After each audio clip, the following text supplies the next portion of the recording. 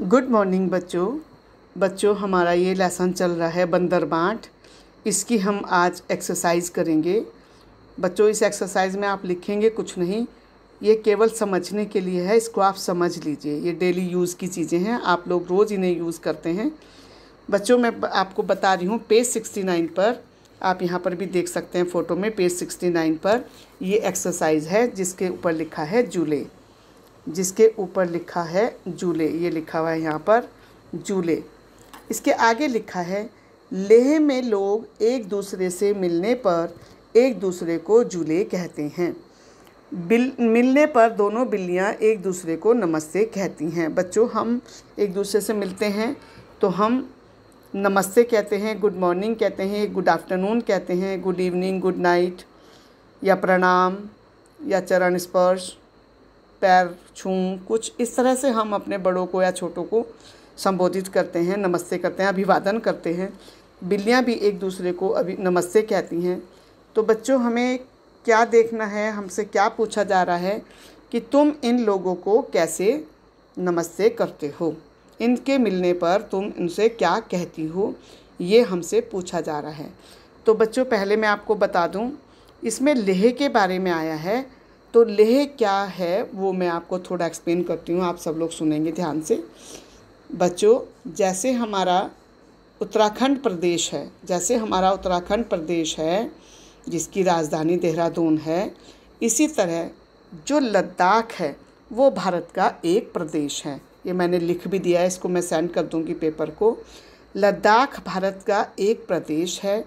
लद्दाख समुद्र की सतह से यानी समुद्र की गहराई से 9,842 फीट की ऊंचाई पर है, यानी बहुत ऊंचाई पे स्थित है। लेह जो है, लेह लद्दाख की राजधानी है।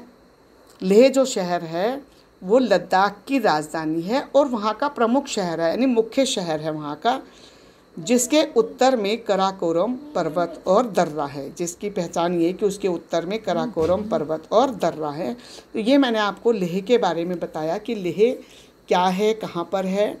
लद्दाख की राजधानी है, बहुत ऊंचाई पर स्थित है और वहाँ का मौसम जो है बहुत ही ठंडा रहता है। वहाँ बच्चों माइनस में टेम्परेचर रहता है। तो वहाँ के लोग एक दूसरे को मिलते हैं तो जूले कहते हैं। अब हम अपने टॉपिक पे आते हैं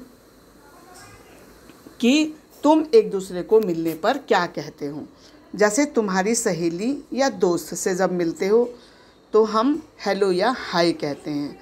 hello friend, how are you, ऐसे पूछते हैं। या कैसी हो सहेली, हेलो हाय, ये हम अपनी सहेली को बोलते हैं। टीचर से मिलते हैं तो या तो हम नमस्ते करते हैं या फिर गुड मॉर्निंग या गुड आफ्टरनून कहते हैं। अपनी नानी दादी से मिलते हैं तो कहते होंगे नमस्ते नानी, नमस्ते दादी, या फिर आप कहते होंगे प्रणाम दादी, प्रणाम नानी। इस तरह से हम अपनी लैंग्वेज में, अपने शब्दों में कुछ भी बोलते हैं, बड़ों का अभिवादन करते हैं, उनको नमस्ते करते हैं। इसी तरह तुम्हारे बड़े भाई बहन को भी हम गुड मॉर्निंग, गुड आफ्टरनून या फिर नमस्ते कहते हैं। तो बच्चों ये हमारे अलग अलग व्यक्तियों को हमारे अभिवादन करने के, नमस्ते करने के तरीके होते हैं। बच्चों इसके आगे की एक एक्सरसाइज और समझा देती हूँ। अगर बंदर बीच में नहीं आता तो तुम्हारी राय में रोटी किस बिल्ली को मिलनी चाहिए थी। बच्चों अगर बंदर, ये भी मैं समझा रही हूँ, इसको कुछ लिखवाऊँगी नहीं, इसका ऊपर वाले में भी कुछ लिखना नहीं है, सिर्फ समझना है बच्चों। तो अगर बंदर बीच में नहीं आता तो हमारे हिसाब से जो है रोटी काली बिल्ली को मिलनी चाहिए थी, क्योंकि काली बिल्ली, सफ़ेद बिल्ली तो डर गई थी कि कोई आ ना जाए रोटी उठाते उसको देख ना ले, लेकिन काली बिल्ली डरी नहीं थी बिल्कुल भी और उसने तुरंत रोटी को उठाकर वो भाग गई थी। सफ़ेद बिल्ली तो उससे बिना मतलब के ही लड़ने लगी थी। रोटी एक्चुअली हमारी समझ से काली बिल्ली को मिलनी चाहिए। इसका आंसर आप पेज 63 पर देख सकते हैं, जहाँ पर लिखा हुआ है काली बिल्ली लपकती है और रोटी लेकर भागने लगती है। पेज 63 नीचे की तरफ आप ढूंढ सकते हैं। तो हमारे हिसाब से रोटी जो है वो काली बिल्ली को मिलनी चाहिए थी। बच्चों इससे एक और एक्सरसाइज हम आपको समझा रहे हैं। इसमें भी आपको कुछ लिखना नहीं है, सिर्फ समझ लीजिए कि बंदर ने बिल्ली, पेज 64 पर ही एक्सरसाइज है। तो इसमें क्या पूछा गया है, बंदर उनसे पूछता है बिल्लियों से, क्या पूछता है कि एक आंख से देखी थी या दोनों आंखों से, एक टांग से झपटी थी या दोनों टांगों से। तो बच्चों ये सब उल जरूल क्वेश्चन वो उनको उलझाने के लिए पूछता है।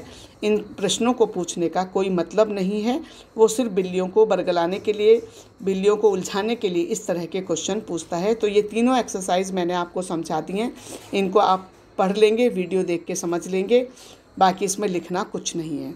ठीक है बच्चों, ओके बच्चों, थैंक यू।